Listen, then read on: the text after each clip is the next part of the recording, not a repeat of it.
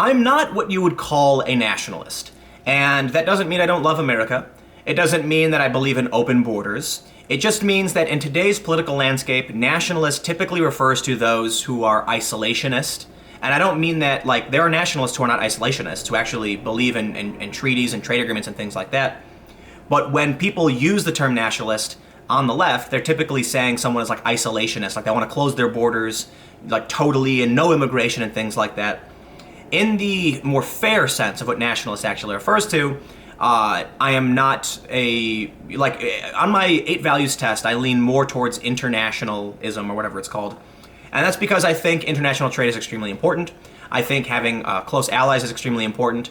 I think my opinion on Donald Trump and the whole EU stuff is that, look, man, if you guys follow me, I'm not a big fan of the guy. I don't go on like Trump derangement syndrome rants about him all the time.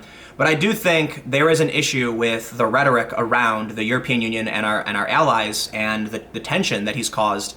That's not to say that policy decisions are bad or things like that, because I'm not an expert on a lot of these policy decisions. Just that attitude and charisma are extremely important, and he is absolutely not building confidence among your average American.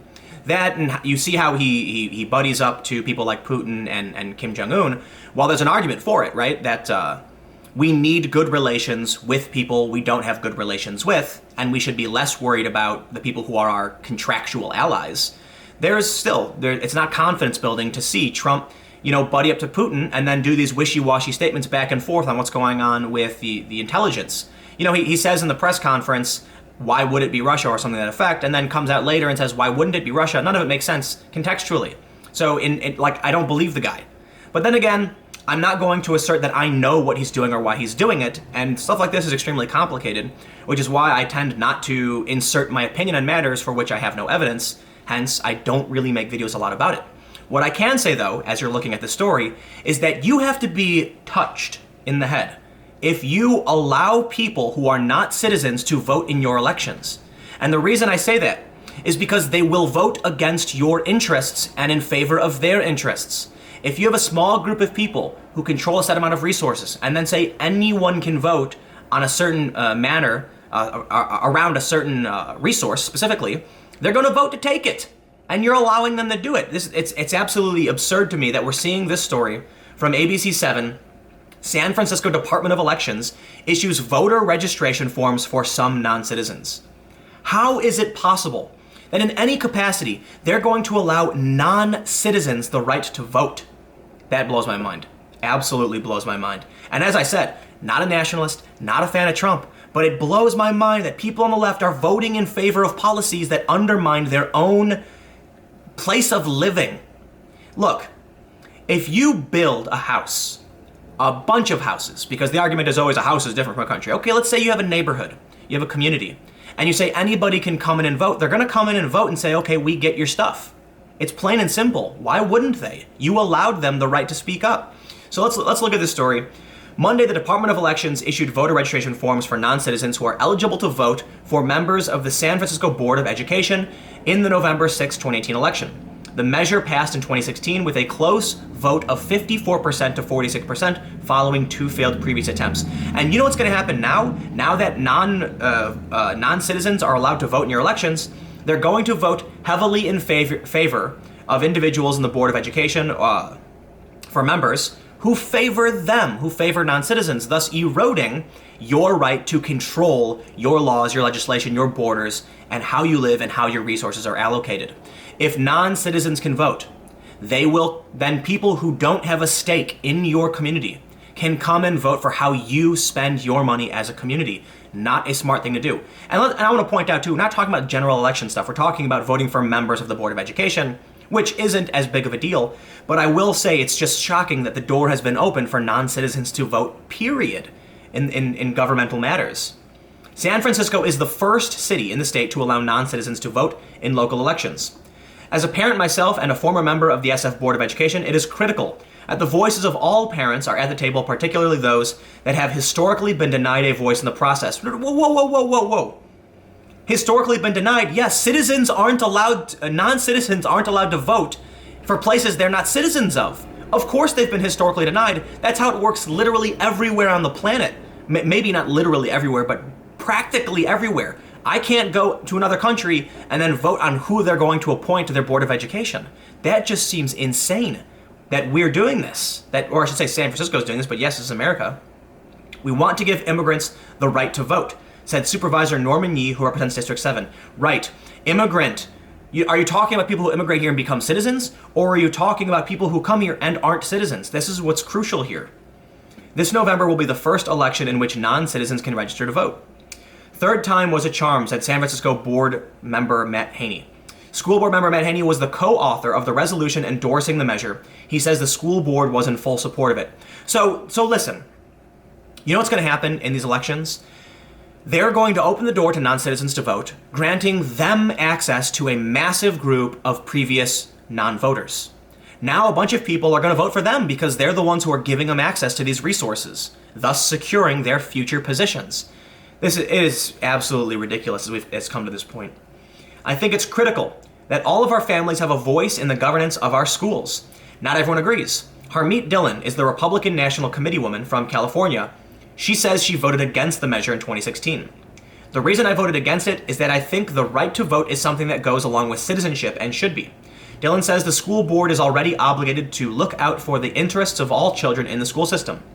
I don't think that people who have otherwise tenuous ties to San Francisco, given their lack of legal residence, should be making long-term decisions about the structure and process, said Dillon. Prospective voters can request a non-citizen voter registration form in person at the Department of Elections, online or by phone. The deadline to register is October 22nd. Those who miss the deadline can visit the City Hall Voting Center to register and vote under conditional voter registration. To be able to register to vote in the Board of Education election, non-citizens must be residents of San Francisco, at least 18 years old on election day, and parents, legal guardians, or caregivers of children under the age of 19 who also reside in San Francisco. Non-citizen voting will be available at every Board of Education election until November 2022. It will expire then unless the Board of Supervisors adopts an ordinance on not allowing it to continue. Oh, and of course it will, because they're continually going to vote in favor of people who support them, now that they're allowed to vote. Is it at all surprising? I understand the argument that there are non-citizens who have children in these schools, and so they should have a say in how their children are being treated. But citizenship comes with a lot of important things, right? You have to sign up for selective service, right? You have a social security number, you're paying taxes. And of course, yes, some non-citizen immigrants pay taxes as well.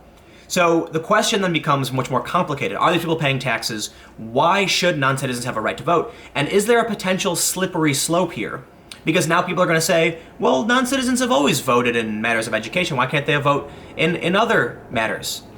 It's a very simple economic premise, and I'm very shocked that a lot of people don't understand this. Listen, say there's 10 people, and you all do something important, and it helps each other. One person's a gardener, one person's a mechanic. You all are working for each other and voting on what portion of the work you do should go to the greater community, right? Let's say there's a fire department. When you bring in people who are not registered, when you bring in people who are not tracked, right? So we're talking about illegal immigration here. That puts a burden on the existing system. It means that infrastructure will fall apart faster because there's more people walking on your streets, walking on your bridges. It means that the police will become strained trying to deal with more people in their community. The more people you have, the more police you need. It means that the fire department is going to be dealing with more fires. Not that people are starting fires, not that immigrants start fires or criminals, just that more people will equal more need for emergency services. Then you're going to need more paramedics. You're going to need more plumbing. You're going to need generally more service, more staff members at various institutions, more working hours, bigger offices for health and human services. This is why we have closed borders. We control the amount of people who come in. That way we can properly allocate and grow organically to accommodate immigration. But then when you allow people who are not citizens to vote, they're going to vote in favor of policies that benefit other non-citizens, thus opening the door to economic instability. And I can't believe I have to explain this. Look, it's just a school. It's not the end of the world, but I really do feel like things move in increments. And the first step is getting non-citizens, probably, they have to be residents, I believe. It says residents of San Francisco. But keep in mind, too, California has decided that it's a sanctuary state and that they're not going to be working with federal authorities in terms of immigration enforcement. So now they're going to allow people who are, who enter the country illegally to live there. And then once their kids enter the schools, they're going to be able to vote for board members. You're granting power to people who have no ties to your community other than they use your school. They're not people who built the school. They didn't pay taxes into maintaining those roads. They came here after that was all done. You have created you do the hard work, you create the wealth, and then other people come to use it without contributing, and now you're allowing them to have say in how that's used. I don't know, look, feel free to argue with me and say that I'm wrong. Comment below. I think I've got one more video coming up in just a few minutes, and stick around.